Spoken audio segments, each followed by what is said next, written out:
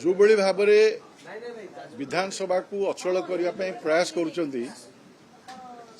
विरोधी दल फलवती हेबे नहीं सामूहिक भाव में से बॉयकट करुँच एससीबी मेडिकल इश्यू नहीं कि आज पर्यटन अड़ी बस सरकार जो पदक्षेप ना कथा तुरंत पदक्षेप नहीं सरकार एक्शन मुड्रे अच्छा घटना दिन माननीय मुख्यमंत्री राति 4:10 पहुंचिकी मृताहत परिवार को भेटिकी संवेदना जन यशस्वी प्रधानमंत्री नरेंद्र मोदी दिल्ली थाई संवेदना जनइले उभय मुख्यमंत्री और प्रधानमंत्री मृताहत परिवार को क्षतिपूरण घोषणा कले राज्य सरकार के पक्ष 25 लाख टंका घोषणा करागला और से अनुसार प्रशासनिक परिवर्तन करागला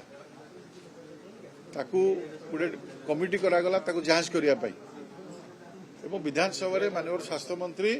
विवृत्ति रखिले गतकाली सुप्रीमकोर्ट आरंभ कर अन्य प्रशासन परिवर्तन होती समस्त पदक्षेप नेला स्वास्थ्य मंत्री इस्तीफा दाबी करने हास्यास्पद कथा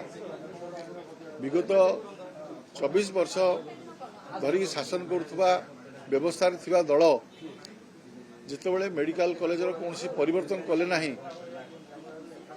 जदि इलेक्ट्रिक तार परिवर्तन करते डीजी परिवर्तन करते लैबोरेटरी इक्विपमेंट को परिवर्तन करते घटना घटन था आम सरकार आसला 850 कोटी ऊर्ध्व टंका 2 वर्ष भितर एससी मेडिकल कॉलेज नवीकरण जहाँ काम चालू रही आगामी दिन में संपूर्ण हेले एभली घटना घटव ना नघटापी सरकार पूरा यत्नवान अच्छा से अनुसार दृढ़ पदक्षेप नौ तेणु विरोधी दलकर ये जो दाबी एवं ओडिशा विधानसभा को अचल करने जो प्रयास ये निरर्थक ये आदौ समीचीन नुहे ओडिशावासी हित में ये आदौ ग्रहणीय नुहे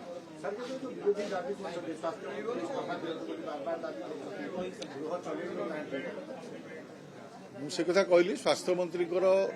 इस्तीफा दाबी संपूर्ण निरर्थक एवं ग्रहणीय नुहे घटना घटी आम संवेदना जनईचु आम समस्ते दुखी घटना पर तीक्ष्ण दृष्टि रखाई मृताहत परिवार को समवेदना और साहाय्य व्यवस्था कराई सबको घर पर्यंत पहुंचाई व्यवस्था करे संस्कार सरकार दायित्व नहीं ये पुराना व्यवस्था थिबा मेडिकल दुर्घटनार कारण से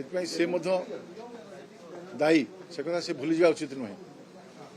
एबर सरकार आर्थिक व्यवस्था कर 2 वर्ष 800-850 कोटी टंका कर काम आरंभ होती निश्चित भाव में आप देखिए आगामी दिन में घटना घटना।